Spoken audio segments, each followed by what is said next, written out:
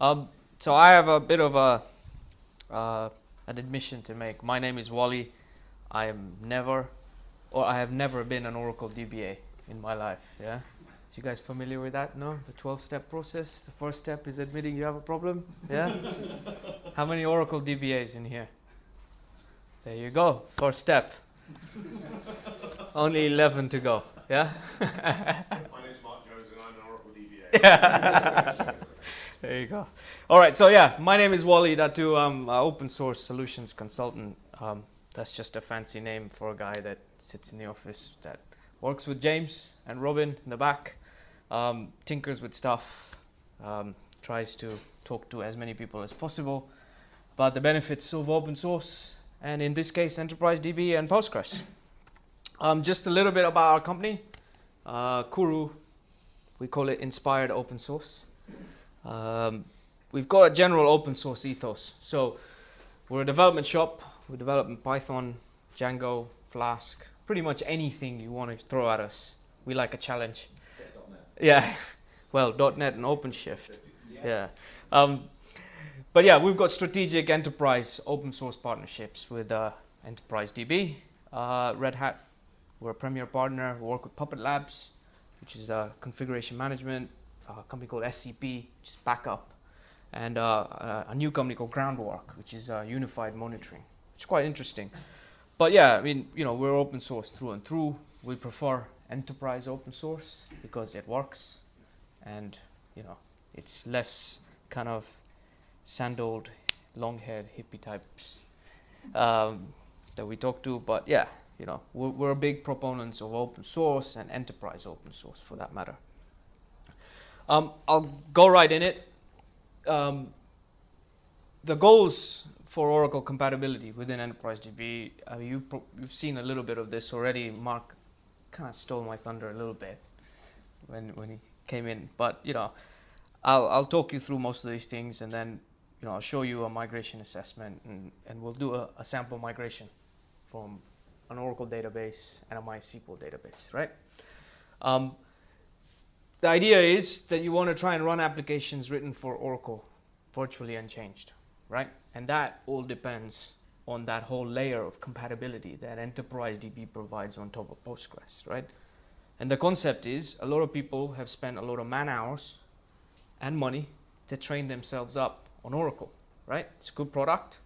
And you don't want to try and change it to a fundamentally different way of thinking, right? So you want to try and create that environment where it works pretty much 85% of what they're used to doing.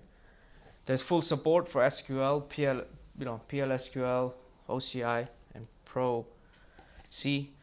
Part of what you saw with James was that replication for sharing that data, right? So a lot of people take a lot of their BI and analytical workloads off the Oracle, replicate it across. You get performance gains because you're not reading as much. But then that leads to cost savings in more ways than one, rather than just thinking, well, I'm not paying for Oracle. You're actually, gaining more performance out of your existing Oracle.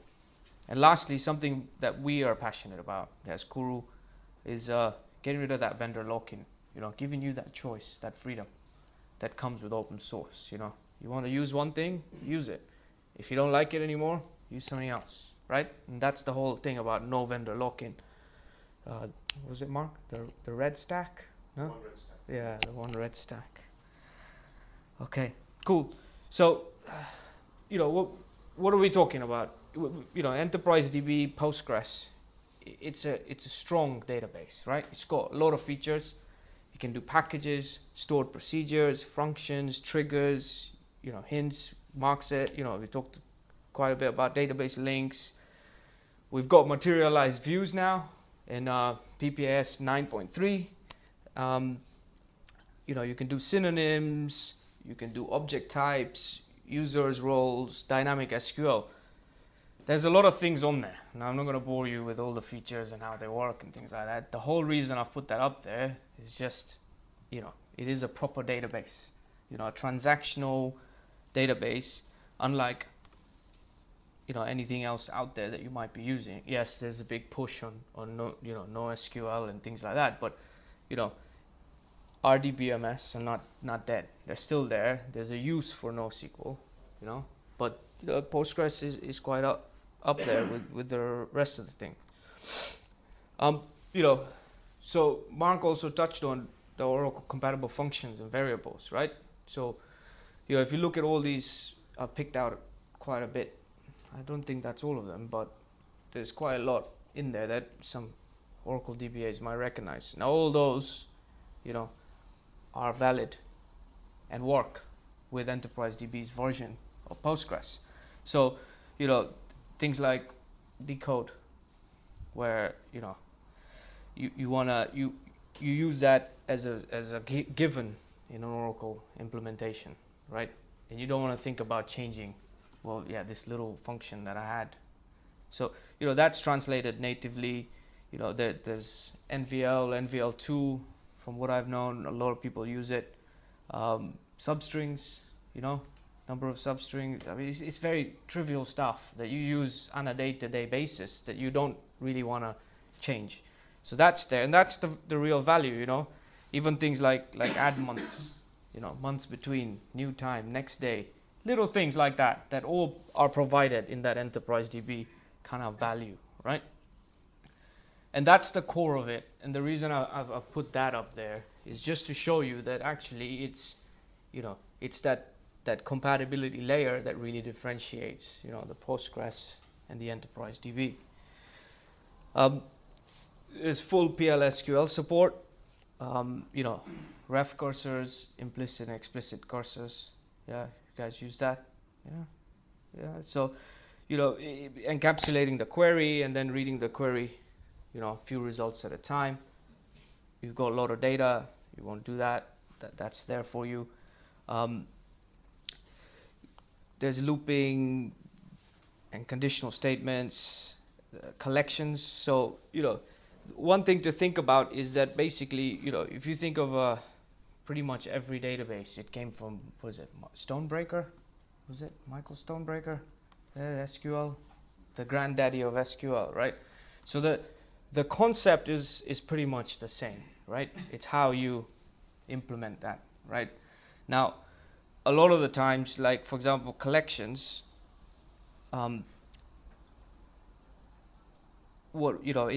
we call it collections, and it was called index by table, I think, in the previous version of Oracle. Yeah. So it's more about comparing that to what Mark said, incremental backups. It's what we call it. Oracle calls it something else, and maybe it's implemented a little bit differently, but the concept is generally the same.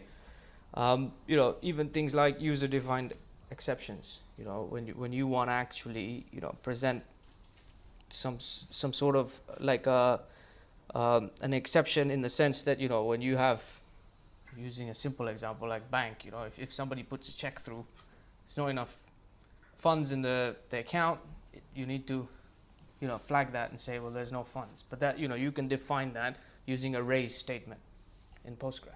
So it's all there, and some of the last part, like explicit transaction controls, it's when you want to do two transactions, you're doing transfers between funds, between two accounts, the transaction is twofold, right? So you withdraw for one, deposit in the other, and both parts of this transaction occur together, otherwise it'll be out of balance. So explicit transaction control is important in enterprise applications, right? Now it's included in EnterpriseDB. It's not currently supported in a Postgres, native community Postgres, right? So it's about adding that value again on top of that whole native community deployment of Postgres, and making it more enterprise ready. The best part of that is, a lot of the time in the general open source ethos, is it's not just EnterpriseDB creating this, but a lot of the time, once they see something that's actually caught on, quite a lot of customers are using it, it actually goes back into the community. So it's it works both ways, right?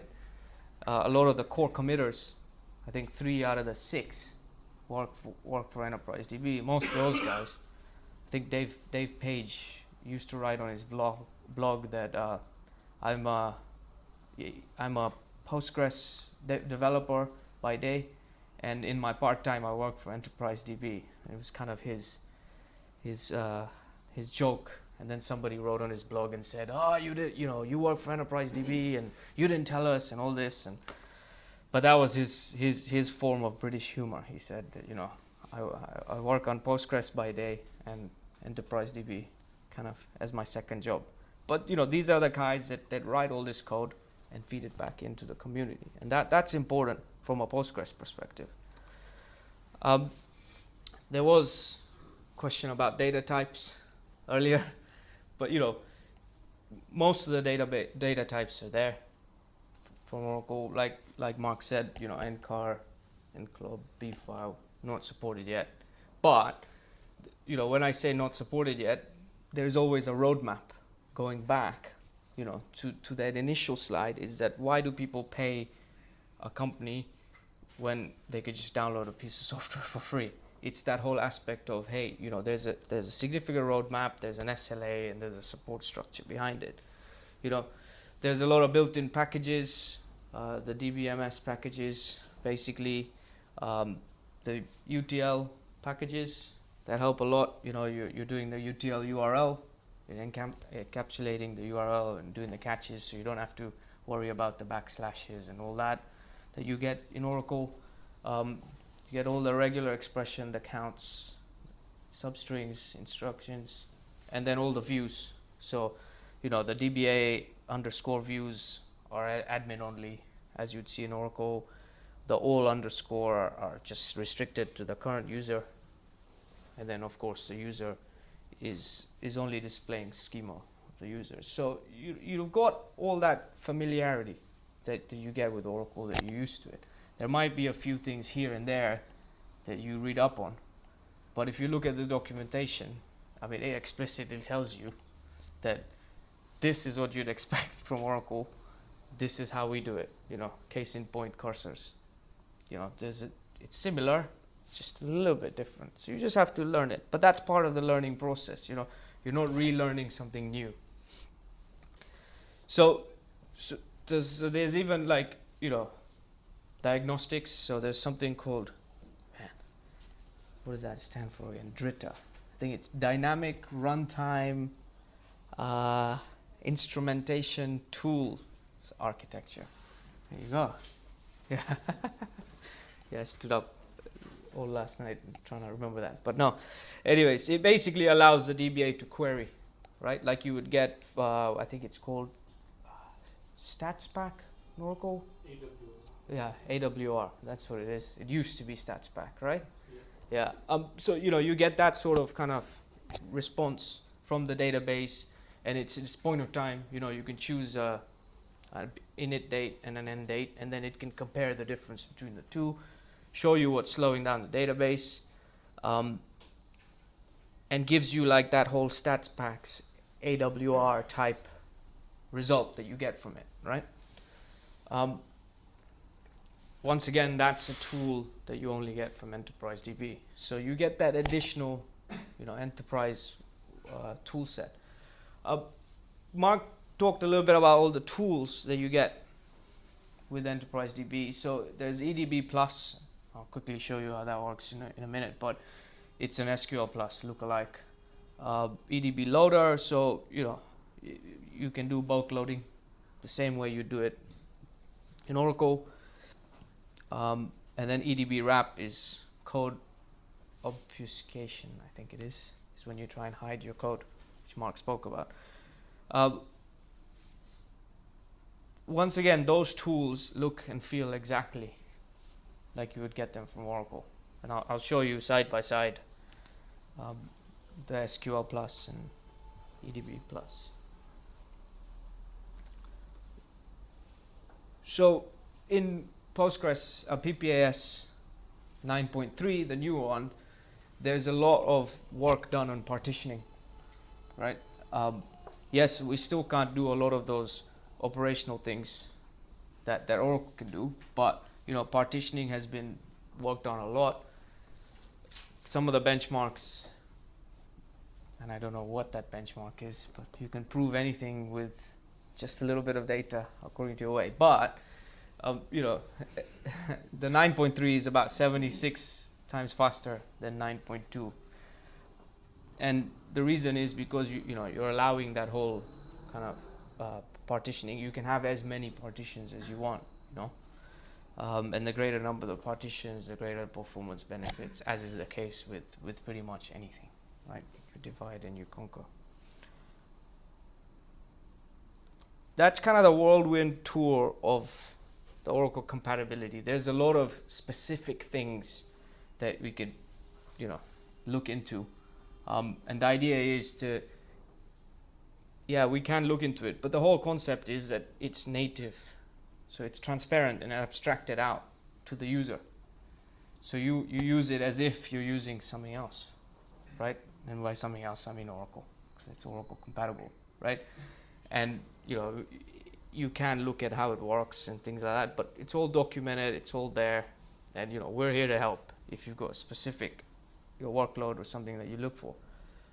Mark mentioned the Oracle migration assessment. So what this is, it's a paid for service from EnterpriseDB or us, and we take your schema from your Oracle database, and we do a little bit of an interview with you, in the sense that we figure out what the workload is, how you're doing it, what you're doing. What's the code like? Is it an Oracle application? Is it a Java application? Or is it a web-based application, Python, or whatever, that's accessing the Oracle database? And then we look at specifically the schemas to be migrated, right? So we find possible migration issues, any unsupported features that you're using that don't directly map into an EnterpriseDB, any syntax errors that you might need to change because there's some reserved words or something in Postgres and EnterpriseDB that you're using, any implementation differences, and then it's all documented in a report, which I'll show you just in a minute. And then we give you a score from 1 to 10. 1 being, don't bother, stick to Oracle. You're doing everything perfectly. You're using a lot of the Oracle features, and you're not going to be able to migrate this very easily until you kind of throw it away and start from scratch. 10 being, should have done this a week ago, right? Because you can do it natively without changing anything, right?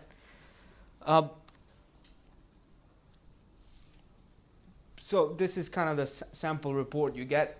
And I'll show you an actual report, but it tells you how many database links you have, which are migratable, non-migratable, and then talks about indexes, procedures. So actually goes into the schema and says, well, here's a procedure that might not work, right? And when it goes into the procedure, it doesn't say, well, it's not binary saying, well, this won't work and this will. If there's a way to make it work, we'll tell you how to make it work. And then we use that kind of pentagon type graph, which shows you all the different ways, and the more color there is in there, the more you should use EnterpriseDB.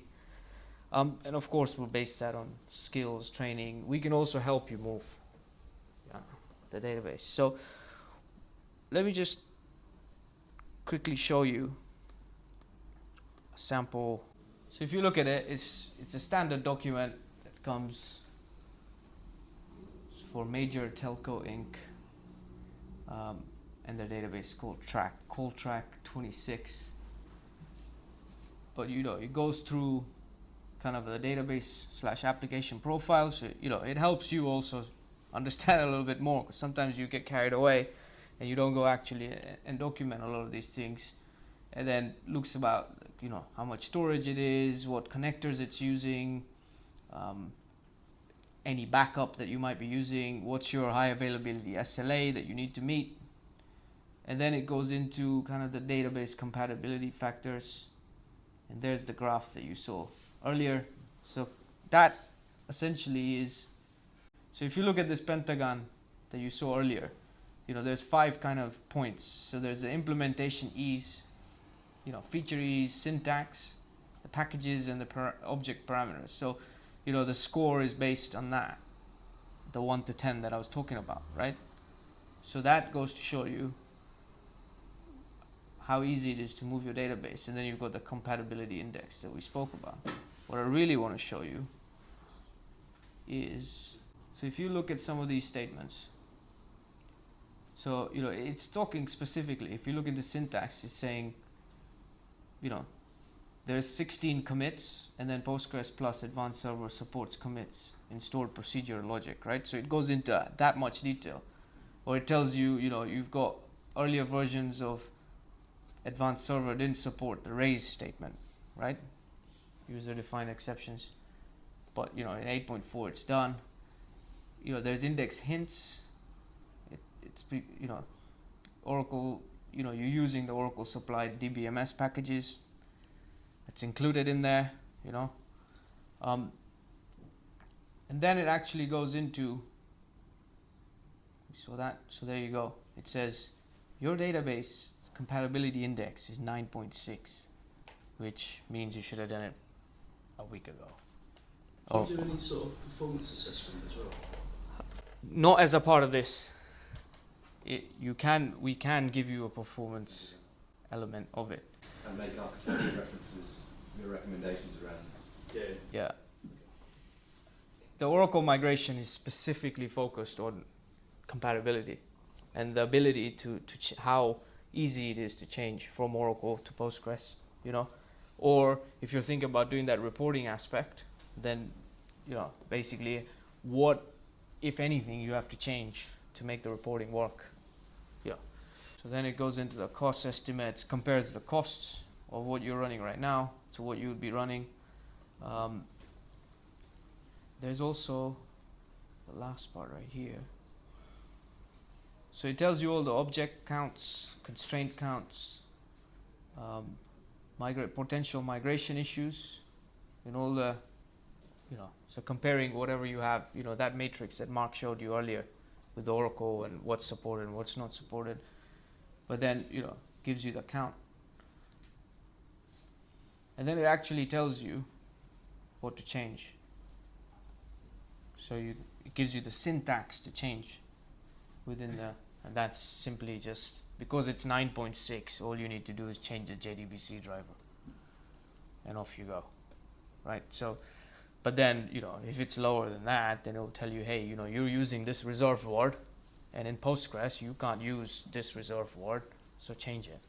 Now, you could have used it 1,000 times, and that's why your score is 3.2, because you don't want to go through all your code and change it, right? So that's a sample report. It's designed, the reason I showed all that to you was because it's quite detailed in the sense that it tells you exactly what you need to change. So it's almost like here's how to change from your current Oracle to Postgres or EnterpriseDB for that matter. We've simplified the migration methodology, and you'll see why it's only like a 3-step process. But you need to set up, so the tool to migrate data, and we'll go through it literally after this slide, is called the migration toolkit. Okay, so it's a little script that runs, and all you do is you configure the file to ensure it's connecting to the right database, and then it goes out, and you can pass the schema itself or the data or together. And today, for the interest of kind of just getting it done and showing you how easy it is, we're going to do all of it together, right? And then lastly, you just port the application, and we'll look at a little bit about the changes in the code if you go at Java. So just one thing to make things clear, when we talk about Oracle migration, moving away from Oracle, we're not mostly talking about any Oracle applications, right? Because Oracle uses a lot of their own features, right, in their applications. So we're talking about PeopleSoft or JD Edwards or something like that, right? That's not something that you want to rip out the Oracle and put the Postgres in, right? We're talking about applications that you've written in Java, PHP, or whatever it may be, right? And those are the good applications, right? We don't want to mess with the whole Oracle. So that's kind of the migration aspect that we'll look at. So now the fun part. Okay, today I'll show you how to migrate an Oracle database and a MySQL database using EnterpriseDB's migration toolkit. Firstly, let's just look at the environment a little bit.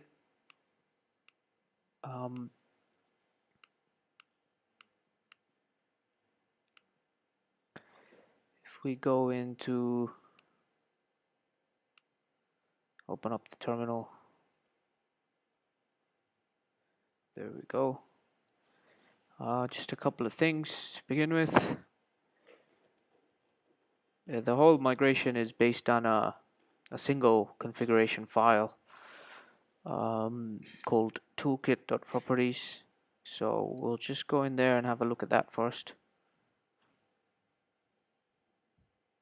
So you can see the difference between the Oracle and the MySQL versions. So at the moment it's set as a MySQL database. Let me just make that a bit bigger. View, zoom in, zoom in. The whole premise behind it is that you need to install the appropriate JDBC controller for the database that you're migrating. So at the moment, let's just quickly have a look at the MySQL database we have running. Oop, okay, the MySQL server is not running. MySQL D status stopped, so we just need to start up the MySQL. Sudo service MySQL D start. Go. That should kickstart the MySQL server. Okay, now that that's running, there we go. Show databases. Okay, I'm using a sample database called Classic Models. I found somewhere on the internet. It's about the classic toy car models, and let's just look into that database a little bit. Just see what kind of data is in there. Show tables. There we go. Start from customers, where country equals USA. Yeah, and there you go. You have some data in there. Okay, so let's exit out of there. Okay, going back to our migration toolkit properties,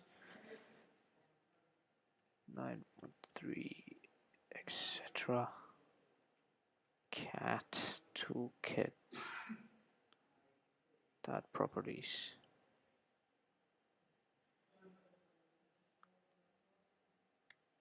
So as you can see, there's a source connector for the JDBC on the MySQL side with the appropriate port number and the classic models database I want to copy. I've just given it root access for now with my password, and I want it to place into the JDBC connector for EDB on the kind of default port into a database called classic models. So if we park that for a second, and let me just load up my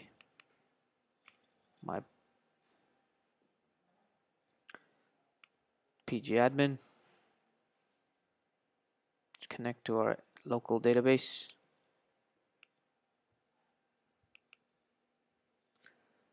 Okay, so the Postgres isn't running.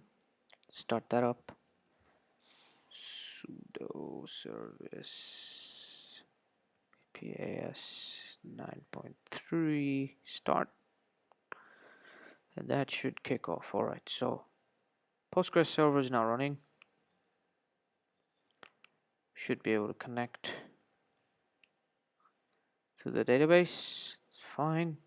Okay, so we've got the classic models database right now. I'm just going to drop that. So the key to it all is to ensure that you create an empty database. Let's call it classic models. I'm not going to give any permissions or anything for the use of this demo, but that should there and be there. And it's only got a public schema in there. So if I then look at that again,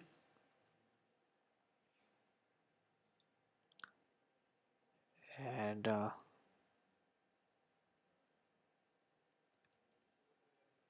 just look for the command.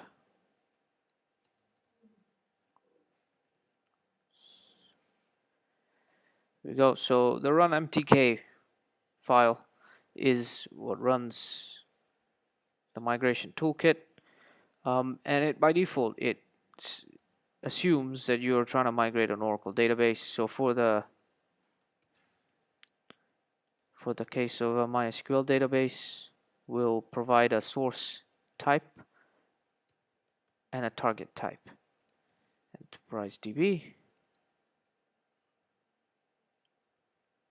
And then lastly, you want to provide it with the name of the database that you created in your Postgres environment.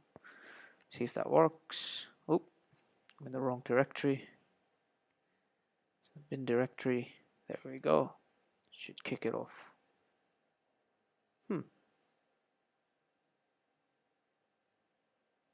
DB. Okay.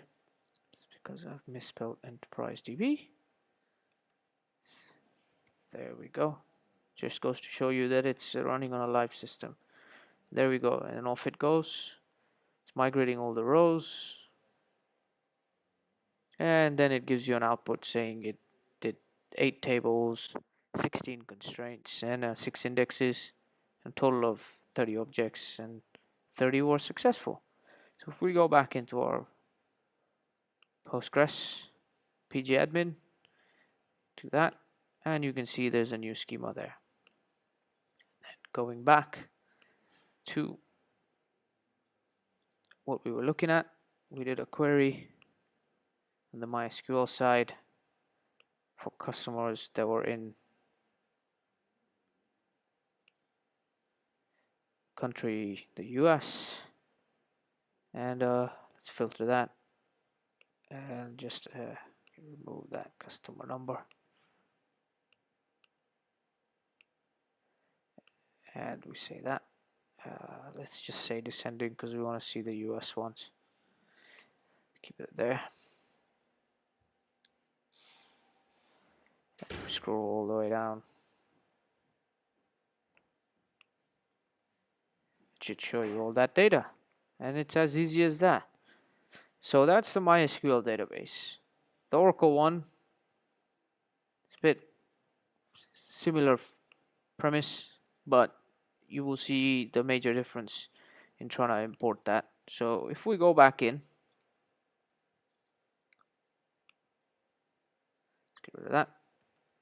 Okay, and go back into our etc file, and here's a toolkit properties file that I created earlier for our Oracle connection.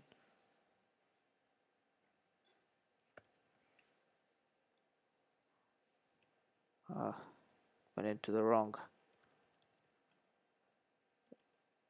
3 etc. That should do the trick. There you go. So the JDBC connector parameters is a bit different for Oracle. I'm connecting to the Oracle client on the local host, and I'm connecting. I've got an Oracle Express Edition, so the XE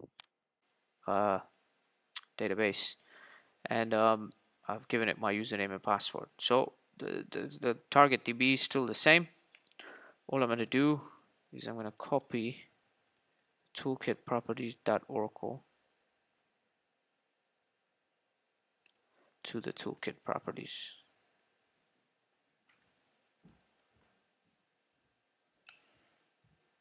Okay. Just need to do it as root. There we go. So if we then just cat out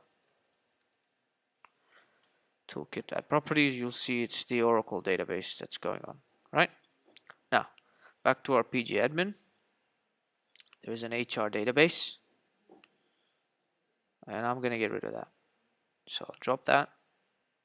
We don't have anything. And I'll create a new database called HR, like we did for the MySQL. Just going back and making sure the lowercase HR, because it's case sensitive, so that's fine. Then I'm now going to start up Oracle. XE status. So it's not listening, so I need to start it up. Just wait for it to start up. And when it starts up, I should be able to.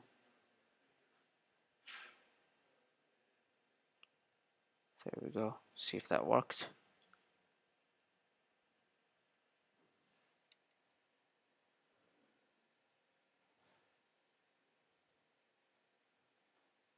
There we go. So the Oracle database is running. And I'm going to do the same now and migrate the Oracle database across.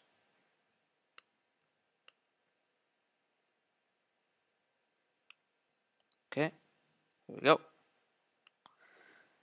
All right, lagging. So simply go back to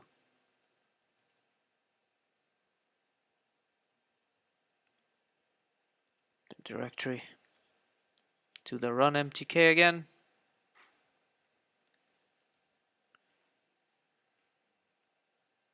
And I'll say all users. There's so many handles there. You can do it by table, by schema, by specific columns. If you want to run schema only, data only, I mean, there's a multitude of options. But for our interests, I'm just going to keep it simple and do it that way. So in this case, you don't have to provide a source database because it assumes that it's Oracle database. And you don't have to provide a target database because it assumes it's EnterpriseDB. And it reads the parameters from the toolkit.properties file that we had. And let's see if that works. Come on. There we go. It's creating the schema, creating the tables, creating the constraints. And it says it's done everything. So that was fairly quick. And you can see it still has a migration summary. There's a few failures in there, but mostly because of the way I've done the users. But okay, so let's see if that worked.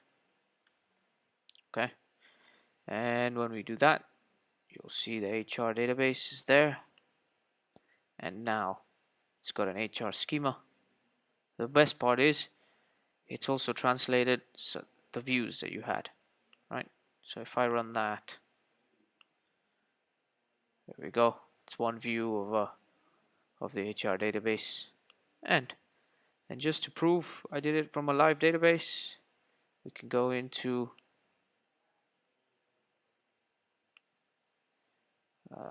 let's clear that out. Opt SQL developer,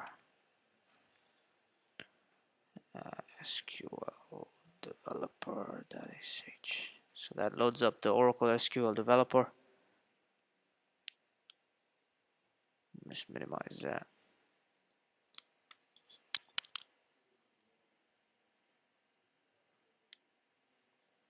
Now, just while it's loading up, one thing.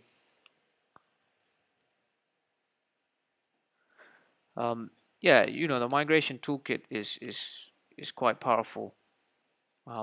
it's got all these tables on the Oracle database, but it's very powerful in the sense that you've got a lot of handles to pass through. And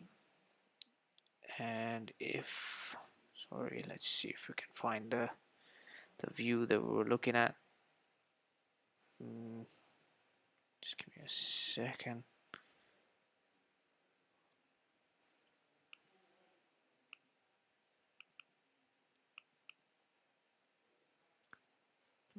Yeah, Q.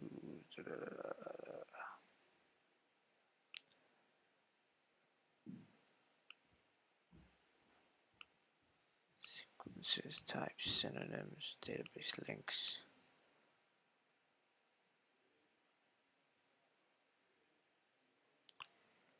See here. Sorry, just a second. Just can't seem to find the correct table.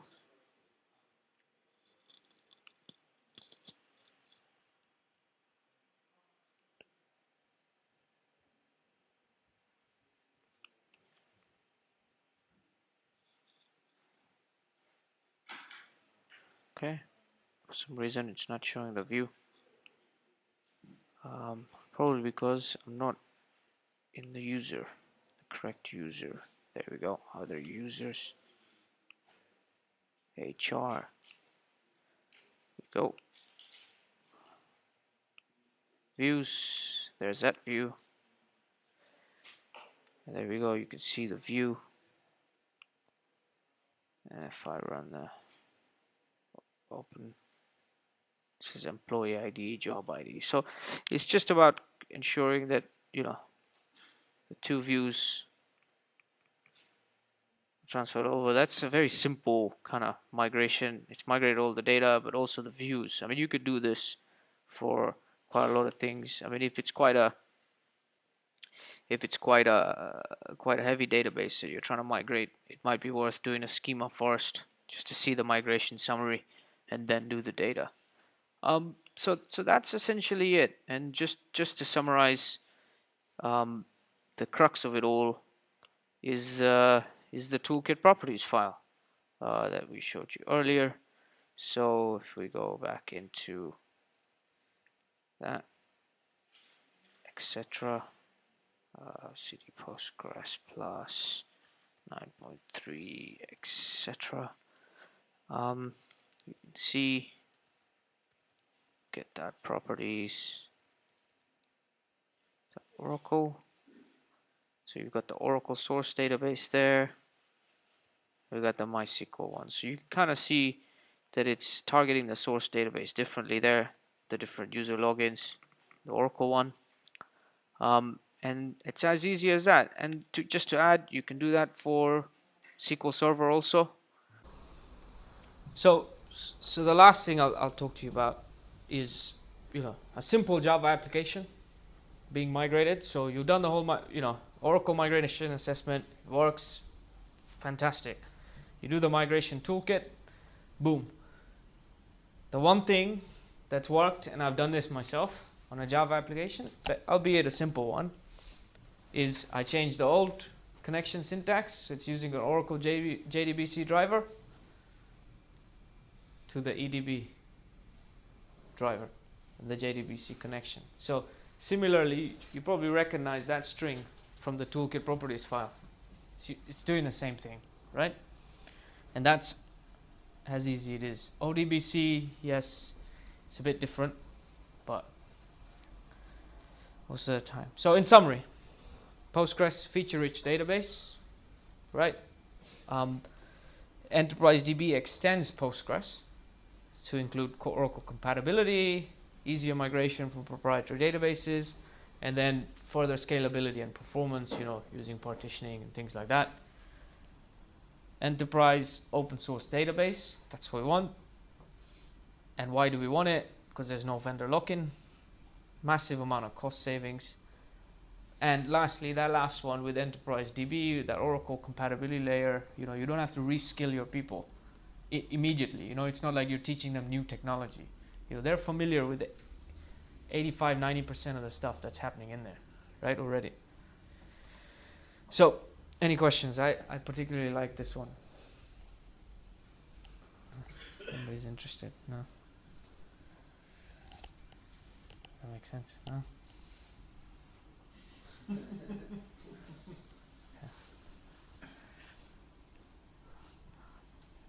If I have a son, I'll name him that. How about that? Well, I think you mentioned in one of your early slides the React open source database.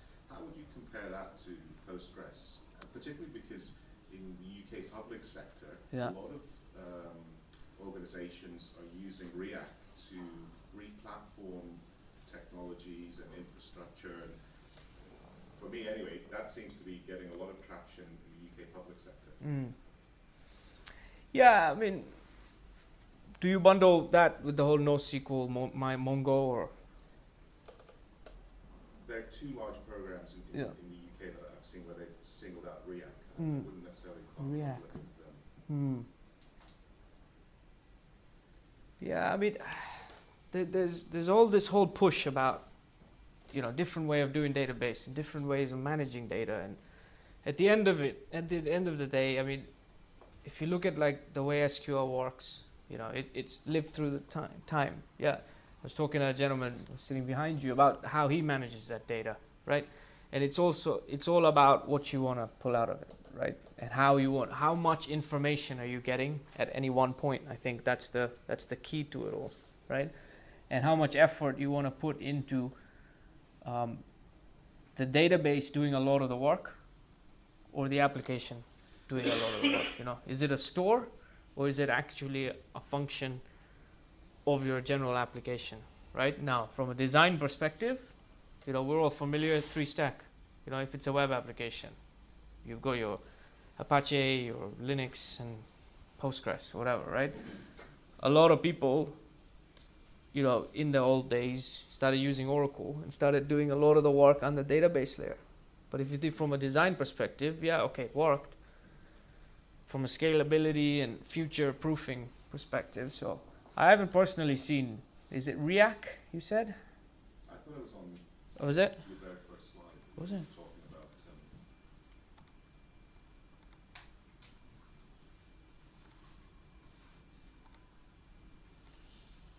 Oh.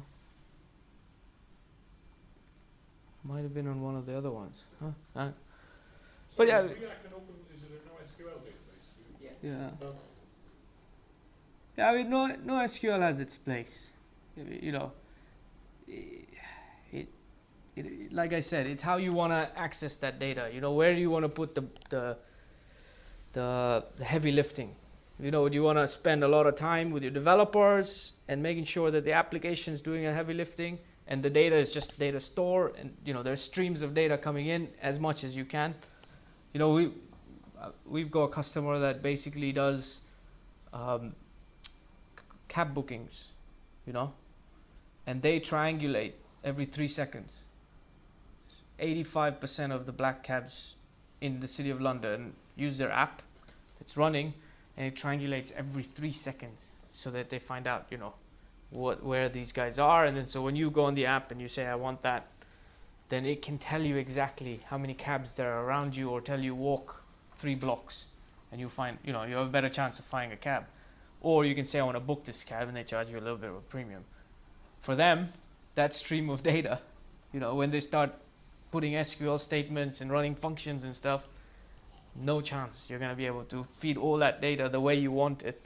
So it's raw data that they just ship into, a data store, and then they run Cassandra, and then they have an application layer that's very, very fine-tuned, very, very, written for their purpose. So, I think that whole aspect of that whole NoSQL is that, what's more important to you? Plus transactionality. Absolutely. That's a good point. Yeah. Yeah. Yeah, or you have to build it. Yeah, exactly. So once again, the applications, it's more of a functional data store rather, a Postgres database. Okay, so that's all I have, guys. I hope that was useful. Sorry about the little mix up, but yeah, if you have any questions, we're here to help. There should be my email address right there, Walli at Quru. Apparently people use Twitter now, so I've got Twitter handle called @thatguywalli. If you want to follow it, I don't tweet much, but you want to reach out to me, apparently that's what all the cool kids are doing, so I thought I'd join, you know. Yeah. I did tweet this morning a little. When I found this, I found another one of a guy sitting in a chair and telling it's a stick figure like this one. Guy sitting in a chair, another guy standing, and the guy sitting in the chair tells the other guy, make me a sandwich. And the other guy tells him, what? You make it yourself? And he was like, sudo, make me a sandwich. And the guy was like, all right then. So I tweeted it. Yeah. And then the big boss in the office says, sudo, sell more. So there you go. And that's why I don't tweet. Anyways, guys, thank you for listening to me. I'm here for the rest of till we go home. But yeah, our office is literally at Somerset House. So if you're ever in town, just give us a shout and come see us. Yeah, thank you.